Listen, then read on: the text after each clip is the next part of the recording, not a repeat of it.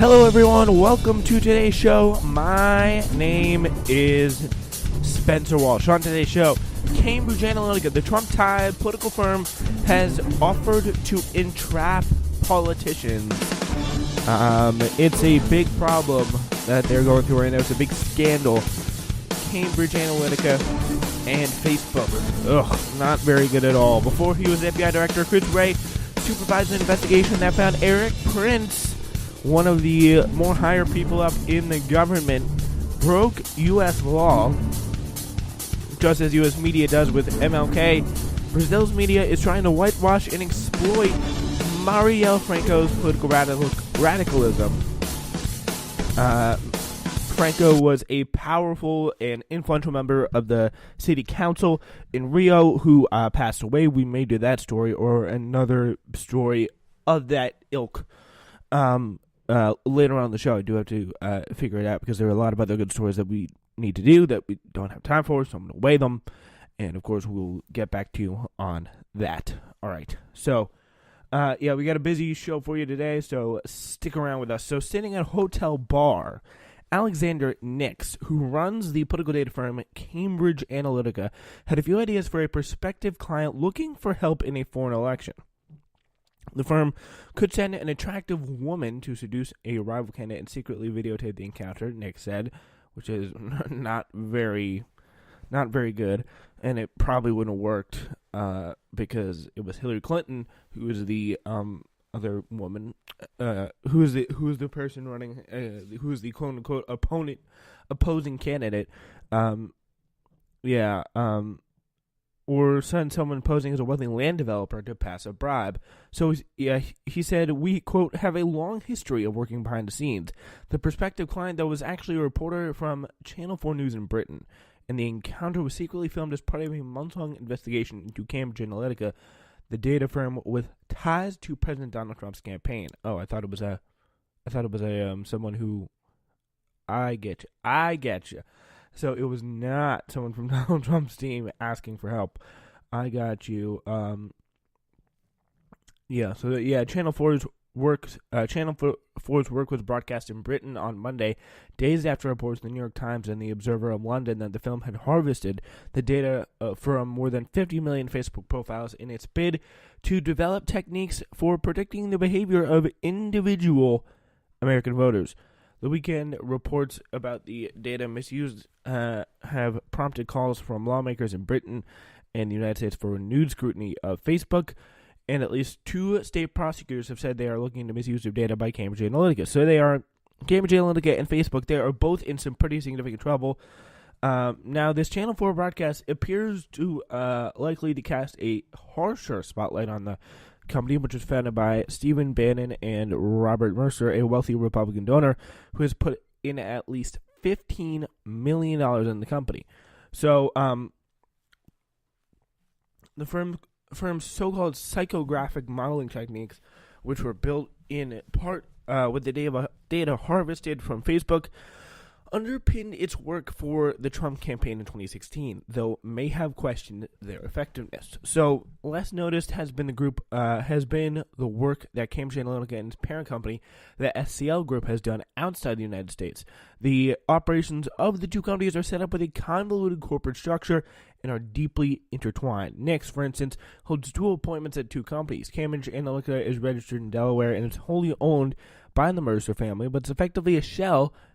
It holds intellectual property rights to its so-called psychographic monitoring tools, yet its clients are served by the staff at the London-based SEL and overseen by Nix, who is a British citizen. So Nix is kind of more of a he's a British dude. He works in London. It's more efficient for him, even though this is also this company, this Cambrige Analytica data company, is also registered in Delaware. So there's that.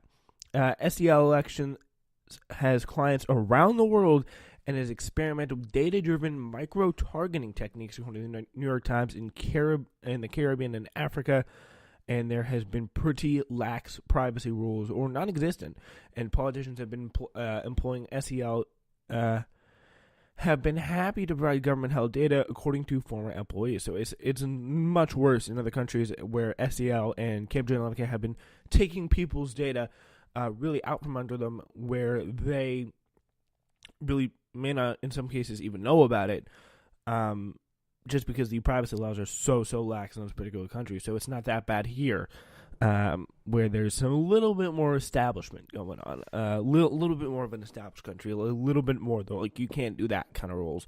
So, yeah, SEL has clients around the world, and it's experimented with data-driven micro-targeting techniques in, the Caribbean and Africa and those types of countries. But in the footage broadcast by Channel 4, Nix offered his services go far beyond data harvesting. It was a pretty big piece of footage there that Channel 4 was able to obtain in the conversation with Nix. The Times did not work with Channel 4 on its report about Cambrige Analytica, though, so many of our clients, he said, don't want to be seen working with a foreign company. He told the Channel 4 reporter, we can set up fake IDs and websites. We can be students doing research projects attached to university. We can be tourists. There's so many options we can look at. The Channel 4 reporter posted a fixer for a wealthy Sri Lankan family who wanted to help politicians they favored. In a series of meetings at London hotels between November and January, all of which were secretly filmed, Nix and other executives boasted that Cambrige Analytica employs front companies and former spies on behalf of political clients. So this is pretty big.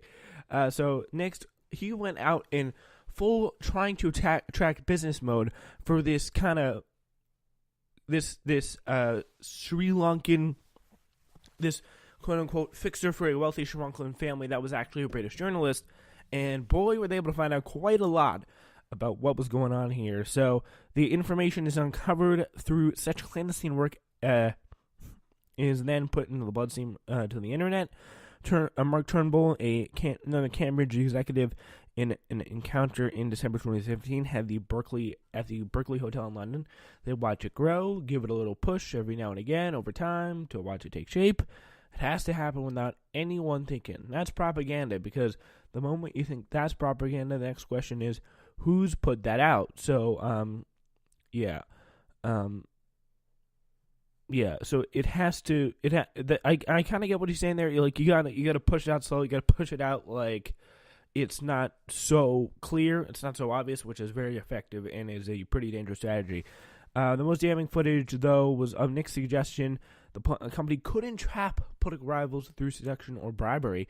At a meeting in January, also at the Berkeley Hotel in England, Nix was very direct about the techniques SEL, which is, again, the parent company of Cambrige Analytica, could use to aid a client. I mean, deep digging is interesting, he said, but, equally effective can be just to go and speak to the incumbents and offer them a deal that's too good to be true. Make sure that the video is recorded. These sorts of tactics are very effective. Instantly having a video evidence of corruption, putting it on the internet, these sort of things. And I really wonder how many times that's been done in other countries. Have they been able to put that off in other countries? Maybe places again like Sri Lanka that are kind of out of the way. No one really here in America is watching Sri Lankan politics, but yeah, it just doesn't seem to make really too much sense. But Nix then suggested they could have someone pose as a wealthy developer. They will offer a large amount of money to the candidate to finance his campaign in exchange for land, for instance. He said, we'll have the whole thing recorded on cameras. Or Nick said they can send some girls to the candidate's house. We have lots of history of things, which he kind of leaves that open. The reporter asked what kind of girls, and Mr. Nick said they could find some Ukrainian women. I'm just saying we could bring some Ukrainians in on holiday with us, you know what I'm saying. Yep. And he also added, they're very beautiful. I find that works well. Do you know? Okay. Yeah. I mean, let's be honest. I think we all know that seduction, very effective, time-honored strategy in politics. That'll be interesting. That's for sure. Seduction in the name of the law. To be sure though, Nix said he is speaking only in hypotheticals. Please don't pay too much attention to what I'm saying because I'm just giving you examples of what can be done and what has been done, he said.